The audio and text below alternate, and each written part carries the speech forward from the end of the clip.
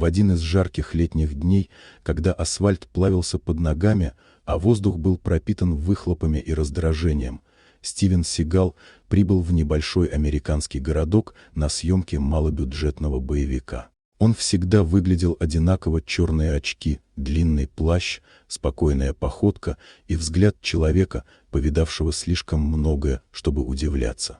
Город был скучным, и приезд знаменитости стал местной сенсацией. Однако не все встретили его с уважением. Два местных полицейских, офицер Джейкобс и его напарник Тревис, решили, что звездный статус Сигала — лишь повод для показного высокомерия. Им казалось, что актер притворяется героем боевиков, и что в реальности он не так опасен, как на экране. Сначала были шуточки. Потом начали приглядываться к его движениям, провоцируя его мелкими замечаниями, подталкиваниями, фальшивыми проверками документов. Они поймали момент, когда Стивен остался в переулке один во время технической паузы на съемках, и подошли ближе с ухмылками, неуважением и желанием показать, кто здесь главный. Стивен молчал. Он не делал резких движений, не отвечал на провокации. Он стоял спокойно, будто ничего не происходило. Но когда один из них дотронулся до его плеча, а другой полез за дубинкой, все произошло за долю секунды.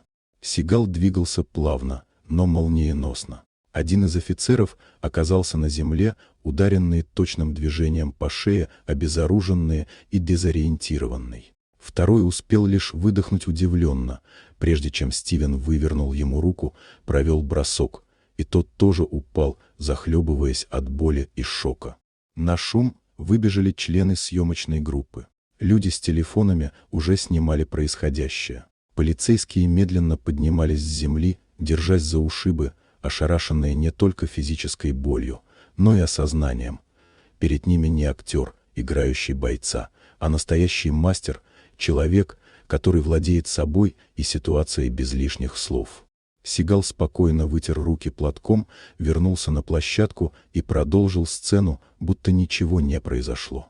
В тот день в городке заговорили по-другому. Насмешки сменились молчанием, а ехидство — уважением. Полицейские больше не приближались к Стивену. Они поняли: иногда кино не врет. Если вам понравилась эта история, поставьте лайк и подпишитесь, впереди еще много удивительных рассказов.